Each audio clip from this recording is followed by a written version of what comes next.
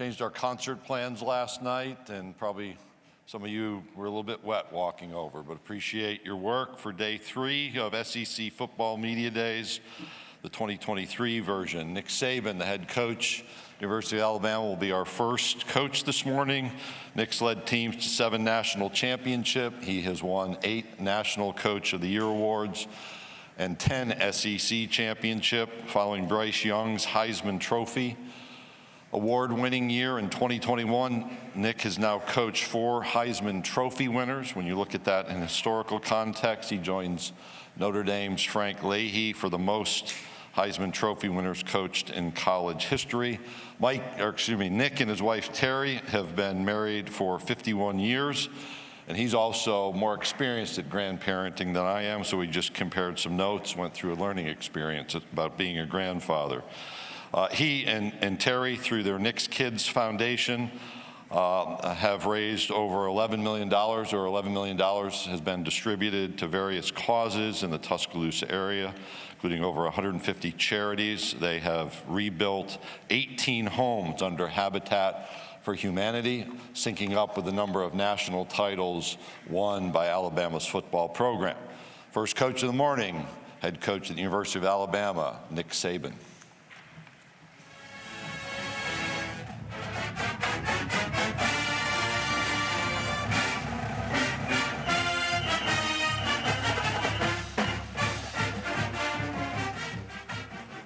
Wow, that was quite a fanfare. I appreciate that. Great to see everyone. I hope you've had a wonderful summer. We've certainly had our share of good times, family times this summer. SEC Media Day is, one of my favorites because this means we are closer to football season.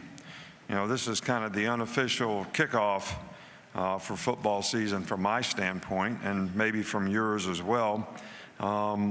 This is the first time we've been in Nashville, and I think this is a great place, and certainly in the heart of SEC country, and a great venue for all of us.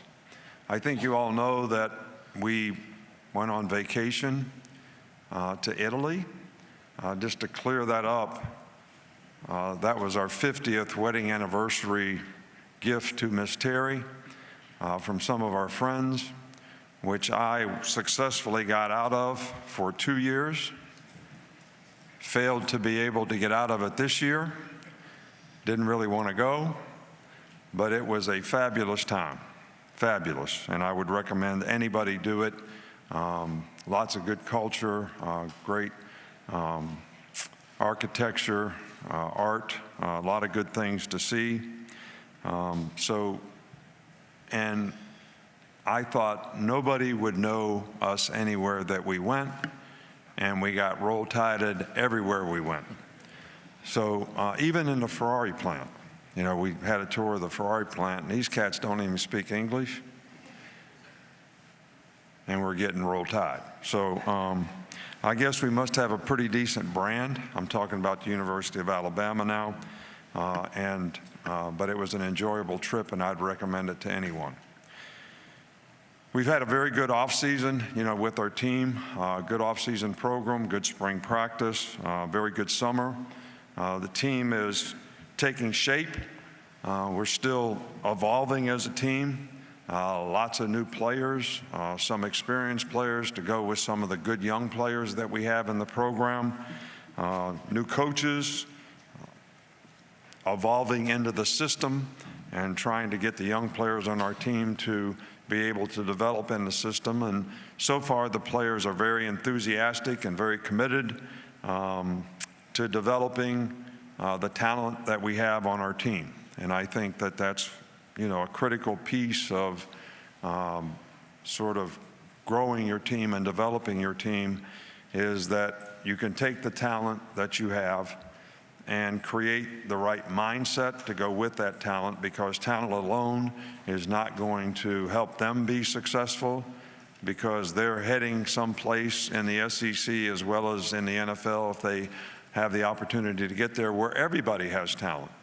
So if you don't have the right mindset to go with it, then you're never going to bring that talent to fruition, nor will you be able to create the kind of competitive spirit that you need. And we're talking about having resiliency and perseverance and ability to overcome adversity and the discipline to pay attention to detail and do the little things right. And one thing that kind of goes with all that is humility. You know, when you have humility, you always think there's a better way. So you're always searching, you're always listening, you're always trying to learn. And therefore, you develop really good relationships with teachers, parents, coaches, and people who are trying to help you. And you have gratitude and you appreciate that. And that creates for great relationships, you know, on your team. And if you just think you're really, really good and you're better than everybody else, then sometimes you don't take those and develop those relationships with the same amount of gratitude, and you don't have the same kind of team chemistry that goes with players and coaches alike. So we want to stay focused on the process of what we need to do to play winning football at every position. And I'm not here to create expectations for our team. Lots of people will do that, but expectations in some way are a premeditated way to create disappointment. And I think you can look at it in your life, and that's why I say we need to stay process-oriented, not focused on the outcome, but focused on the things that we need to do to get the outcome that we want. And, you know, if you have high expectations for what you want to accomplish and it doesn't work out, it makes you focus on the outcome, and it doesn't work out, and you're very disappointed. So we would rather stay focused on what we need to do to get the outcome necessary to be the best that we can be as a team at every position and with every player. You know, we've had really good success in a lot of areas in our program, but one that I'd like to mention is academics. You know, you're really going to college to prepare yourself for the day you can't play football. That's what we always tell our players. So we want our players to have the personal development that's going to help them create the right mindset to be successful in whatever they choose to do. And we also want them to develop a career off the field, which I think is very important to long-term success because, you know, NFL stands for not for long. You know, there's only a 3.5, 4-year life expectancy in that league, so it's important for players to develop a career off the field. And we've had a tremendous amount of success. I think we're in the top 5 in the country in APR at 995. Our team, for the second time in the history of the University of Alabama, has over a 3-point grade point average. And we have like 650 players that have earned degrees since 2007, and we've been there. So this is one of the challenges, I think, to have a program that creates tremendous value for players on and off the field. The 3 players that we have here today, J.C. Latham, Kool-Aid, Dallas Turner, all are on track to graduate. You know they're all really good players at their position. They've been great ambassadors for the University of Alabama in terms of the class and character that they have. And we're very, very proud of who they are as people, students, and players.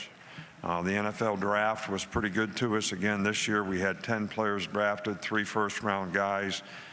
We've had 123 players drafted in our time in Alabama and 44 first-round draft picks, which this is a part of what we want to do too, help players develop a career on the field. And that's really important to us. You know, we have some new coaches that I've been asked about, 2 new coordinators, which it's always the most difficult to replace people on your staff that are in positions of leadership. But Tommy Reese is a bright young guy who's done a really, really good job. Players relate well to him. He relates well to them. He's a good presenter. He's very bright and understands the game conceptually very, very well, and has done a really good job of implementing our offense and adding to it things that I think will benefit us in the future. Kevin Steele is a longtime defensive coordinator in this league. He's coached with us a couple times before, so he knows the system, he knows what's expected. And Robert Bala is a new inside linebackers coach. So Our team has worked really hard. I'm encouraged by the progress that the team has made. I think every team has to create its own identity by what they do in terms of how they come together as a team, how people buy into the principles and values of the organization, respect and trust those things, respect and trust each other, have positive energy about how they go about their work and how they impact and affect other people. And everybody's got to learn to be responsible for their own self-determination. You know, football is a great game to take responsibility to do my job, but you also have a responsibility to the other 10 guys to do your job because they're all depending on you, so we're all depending on each other. Football is one of the most interdependent games of any game played, where everybody has to do their job for things to work out like you want it to work out. So I think we've got some good young talent on our team. I think we've got some experience on our team. I think we have a pretty good mindset on our team. Our team seems to be, pretty hungry this year and motivated. Like all teams, we probably have some issues that are created by graduations and people leaving the program. Obviously, the number one that people are most interested in is the quarterback. We had a great quarterback, won a Heisman Trophy. Bryce did a fantastic job for us. So we have 3 guys that are competing for that position right now. All those players are getting better, and it's important for us that all those players get better. I don't think anybody has actually separated themselves yet to this point, and I don't think it's something that we're trying to rush. I used the analogy earlier. Grandma Saban used to bake the best cakes in the world, and I used to stand by the oven when I was a kid and say, "When's this cake going to be done? When's this cake going to be done?" And she said, "If I don't let it go through and take it out of the oven too soon, it's going to turn to mush, so it won't be a really good cake." So I think we got to let this sort of develop and make sure we let the cake bake until somebody separates themselves. And all the players are working hard. They all have a good attitude. They're all competing well. At other positions on offense, we probably, I think, are improved. The receivers are same guys, older, more experienced. We've got good runners. Offensive line doesn't have a lot of experience returning, but we have some really good young players who have developed nicely.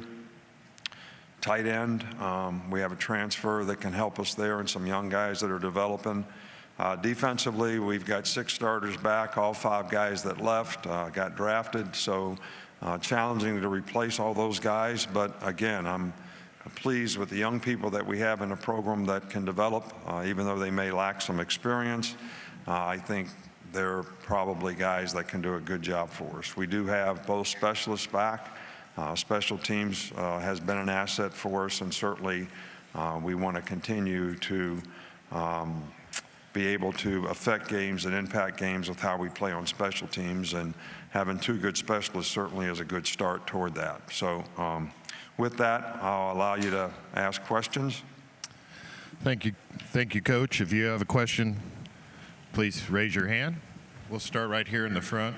Then we'll start right here in the front of me, Coach. Dennis. Nick, hi, Dennis Dodd, CBS Sports. By one preseason magazine metric, you've got one of the least experienced returning teams in the country, senior starters, percentage of yards coming back. Are you aware of that? Does that matter? Should it matter? Can you repeat the question for me? You've got one of the least experienced teams returning just based on starters, returning yards, stuff like that by one preseason magazine in the country. Should that matter? Does it matter? It's something you think about? Well, I think experience matters. I really do. But I also think that when you have young players who are hungry and have great energy and enthusiasm, that's helpful to the team chemistry as well. And when you have as many people that go out for the draft early, and I'm not complaining about that. I love it when we have players that are good enough to go out for the draft. You're going to sort of always have a young team because you have 4 or 5 starters who would be coming back that all of a sudden are not back. And I think one of the things that I tell all of our coaches and the players, our entire team, it's really important that we develop the young players on our team, because we're always going to have a young team, and those guys need to be able to contribute early on. So their development is critical to us having a successful team, and we do have some good young players, and I think the challenge is for us as coaches to be able to help those guys develop to where they can play winning football. Coach, we're going to go over to our right-hand side in the middle section. Wilson, right there. Good morning, Coach. Johnny Ballpark Franks with Franks Media here in Nashville and Huntsville. First of all, I want to congratulate you with your 16th appearance representing Alabama at SEC Media Days. You now have the record for one coach at a single institution in SEC Media Days history. When you think about your tenure at Alabama, what are you most proud of so far, and what is the recipe for future success while avoiding complacency? Well, the thing that I would be most proud of is the fact that we have a program that has helped players have a chance to be more successful in life because they were involved in the program. That's the number one thing, because that's the number one goal that we have in our program, and that I personally have for the players in our program. And we're going to continue, to do that. And to answer the second part of your question is, every season is a new challenge. It's like you took a new job. You have returning players that need to develop new roles on the team, whether it's leadership or play a new position. And you have a lot of young players who are coming in that you need to develop to help them be able to play at a certain level so that you can accomplish some of the goals and aspirations that the team has for themselves in terms of what they want to accomplish individually and collectively. So, and I never look back at the past. It's always about the future. And most of the things that I remember about the past are the games we didn't win, the national championship games that we lost, the games that we lost a year ago on the last play of the game, and how that impacted our chances to have a successful season and accomplish the goals that the players wanted to accomplish, and how we could have impacted that in a more positive way. I'm always looking for a better way and always looking at what can we do to be better. And that's what we continue to try to focus on in the future, and that's a challenge that we have with every team, and this team will be no different. Coach, we'll stay in the same section over on the right aisle. Nick, back here. Wilson Alexander from The Advocate. Nick, you've of course placed both the coordinators before and have to do so again this year. What are the particular processes and challenges that go into getting these coaches and players to mesh in time for the season this season? Yeah, I think the most important thing is probably relationships. I think leadership, when you're a coordinator, you're in a leadership position for the players on that side of the ball. So to have good relationships in terms of how you present, how you motivate, and the players trusting and respecting in the things that you're trying to implement, the things that we do, that they trust and believe that that's going to help them be successful. So that's number one. Number two, we try to mitigate the changes that a new coordinator would create for players by trying to keep the same system. And that's a little challenging sometimes when you have new coaches, because they have to learn a certain amount to be able to implement the system so it doesn't change completely for the players. But I'm really pleased with the two new coordinators that we have. Kevin Steele obviously has been with us before, so he kind of understands the program and the expectation. And Tommy Reese is one of the brightest young guys I've seen for a long time in this business. So he's been a great addition and brought a lot of positives to the offensive side of the ball in terms of his ideas and how he relates to players, how he presents to players. His energy and enthusiasm on the field has been contagious. And I think I see a great trust in our players with Tommy and what he tries to do from a leadership standpoint on offense. Coach, we'll go in the section straight in front of me, third row. Good morning, Coach. Michael Gittins, Warport, Auburn. You've been adamant about player accountability as it pertains to their actions both on and off the field. You had a high-profile suspension in Tony Mitchell. It appears he's been able to earn reinstatement. Can you talk about what things players can do to regain the trust of the staff after these types of incidents off the field? Look, I think there's probably some occasion where most of us in this room, including myself, did something in our life that probably wasn't a great choice and a great decision. And we always want to try to create a path for players who have made a mistake to get a second chance, but also to help educate them on what they can learn from the poor decision or judgment that they actually made. And hopefully those things don't affect other people. I think it's much more serious when those things affect other people. And so hopefully the penalties and the time missed and the education received are all going to be beneficial to the learning experience of this young man, so that he has an opportunity to get an education, become a better person, that has a better chance to be successful in life, and also can contribute to the team. So there's a process that we try to go through when we can give players a second chance. If players continue to make mistakes over and over and over and over and don't seem to learn and make progress, they'll lose the respect of their teammates. And I think that when that occurs, then maybe it would be better if the guy was not involved in the program and would take opportunity someplace else. But that hasn't happened with Tony Mitchell. Coach, we'll go to the section in the middle on the right-hand side. Go ahead, right here, second row. Hey, Coach.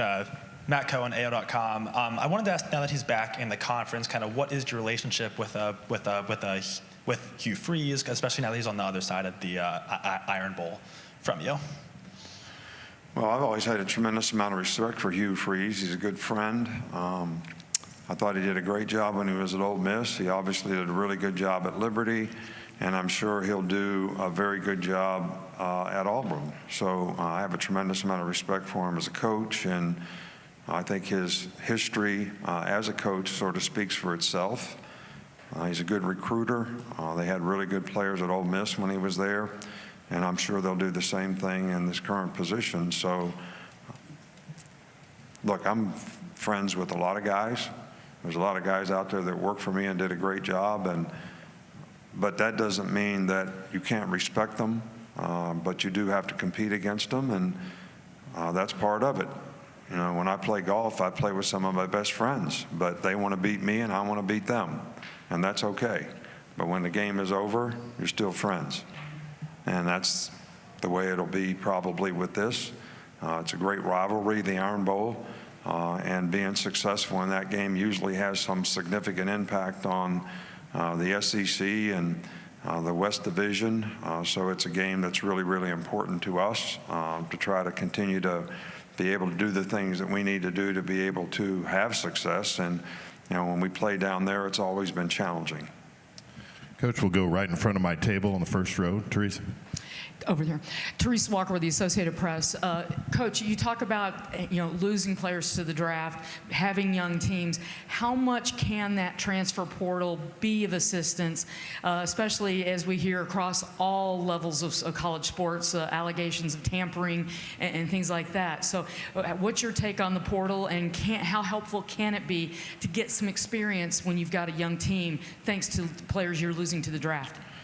Right. Well, we've continue to try to build our team through recruiting quality high school talent.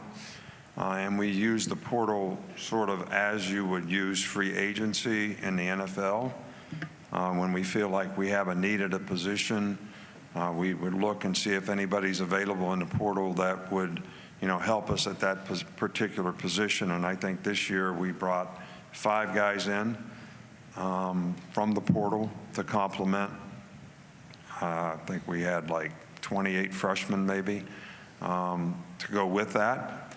But I do agree with you that having experienced players, if they're the right kind of guys and they're the right kind of people and they understand the culture of what you're trying to accomplish, can be very beneficial to your team. But I think those players need to play if they're in the transfer portal, and we should therefore need them to play. There should be some need at their position so they have an opportunity to be able to contribute, and I think that's the case in most positions where we took guys this year out of the portal. Jahmyr Gibbs was a great example of a guy out of the portal who made a significant contribution to our team a year ago. But the team has to be willing to embrace those players, which our team has always done a really good job of, and they've done the same this year. Coach, we'll go here in the center aisle, right on the near aisle. Kirk Bowles from the Austin American-Statesman. Nick, do you have any specific impressions from your last encounter with Texas, and could you evaluate their readiness to play in this league?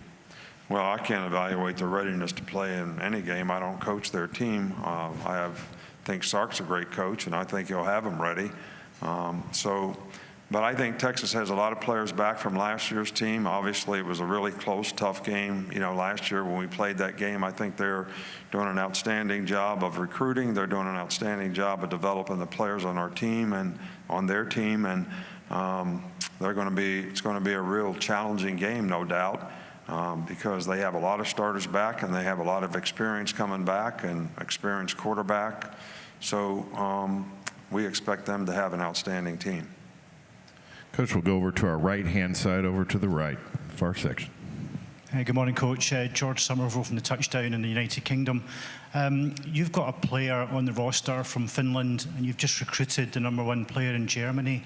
As the game grows outside of the US, how necessary and how realistic is it that your recruitment expands with that? Yeah, well, I think things are obviously a little more global maybe than they've ever been. I think, you know, football is creating a little more of an international brand in terms of where they're playing, who's playing, how they're playing. So we had the opportunity with both, our punter is also from Australia, but we've had the opportunity to get to know these young men that we recruited from Europe, really because they came and spent a significant amount of time with us, whether it was in camp or visiting or whatever, so that we could determine, do they have the right stuff to be able to compete at this level. It was pretty easy to see they had the talent to do it, but could they understand that this is a little more competitive? The quality of ball was going to be a little different, and how are you going to respond to that? But we were excited, and with the players that we have that are international players on our team right now, and the ones that we've recruited in the past, they've all made a significant contribution. You know, Jesse Williams was one of the first from Australia, and defensive lineman who was an outstanding player, played for the Seahawks for 4 or 5 years. So, and we feel like these guys that we've recruited, you know, all losses on our team right now and developing nicely. And we had the young man from Germany on in our camp this summer, and was very impressed with him. So good additions to our team. Glad to have the opportunity. And we have time for 2 more. We'll start over in that same section on the right. Hey, Coach. Steve Moulton, WCCN out of Huntsville, Alabama. Hope you're doing well. First, favorite cake. Want to know your favorite cake since you mentioned that in your opening statement, but I would like you to speak to your quarterback room and your expectations to that this fall. Yeah, well, carrot cake, that's easy. Look, I talked about expectations before, and we're focusing on how do we develop the players that we have, and we want to develop all the players. You know, everybody wants to know who the starter is. What about the backup guy who has to go in and play, like Jalen Milroe did last year against Texas A&M, how he finished the Arkansas game? It's important that all these guys continue to develop, and everybody at that position develops into where they can play winning football. I just think that I use the cake analogy because it's not done yet. It's not, there's not a decision that needs to be made at this point in time, nor are we ready to make that decision at this time until somebody separates themselves. But expectations, we want somebody to play winning football at that position. You know, quarterback is a unique position in that you distribute the ball on every play, whether you hand it off, whether you choose the play that we run, whether you hand it off, whether you throw an advantage throw, making decisions in the passing game to throw it to the right guys at the right time in the right place and accurately. So who can do that with the most consistency and be a leader on our team who has an impact on the other players is also important, because quarterback may be one of the most difficult positions to play if the people around you don't play well. So I think that's a challenge for us too, is to get the people around our quarterbacks to play well, so that's a little easier for them to be able to have success at the position when they get the opportunity. Coach, we'll take one final question right in front. Good morning, Coach. Ken Capps from Football Writers of America. I know it's 1 year away, but what impact do you think bringing Texas and Oklahoma is going to mean to the SEC? Oh, I think it's a great addition to the SEC. I mean, you've got two great programs that have great traditions, that have great fan support. I think it, just continues to sort of the map of the SEC. It just stronger than ever. I think the competition is going to be, it's always been difficult. It's going to be even more challenging because you got two really, really good programs who have consistently, if you look at the past, have been, top 10 programs for a lot of years, won national championships. So they're going to add a lot to the competition. I think with the new scheduling that we'll have in the future, it's more good games for fans, more diversity in who you play. So there's a lot of positives, about it. From a coaching standpoint, it's going to be much more challenging to be able to compete week in and week out, because I think when you look at the SEC, the thing that separates it is not the top, but the depth. How many good teams there are. There was 1 year where I think we played 9 teams who won the championship, where we played 9 teams that were in the top 15 or something. I can't remember what year, and a lot of that was playing good teams in the playoffs. You play a good team in the SEC championship game, but you also played a whole bunch of good teams throughout the course of the season. And that's one of the biggest challenges, I think, to be able to play with a level of consistency when you have 6, 7, or 8 really difficult games as opposed to 2 or 3. Because consistency and performance and playing at a high level becomes a premium, which in all sports, that's always the challenge. How are we going to play this day? And how are we going to accept this challenge and do it week in and week out? Coach, thank you for your time this morning. All right, well, I'd like to take an opportunity to thank you all for what you do for college athletics. You create a lot of interest in the fan base, and a lot of positive self-gratification for, the players who play the game. And I know that we all appreciate that. You create great brands for a lot of programs, and you create a lot of interest in college football. So we thank you very much for that, and we appreciate you more than you know. So thank you very much, and roll tide. Thanks.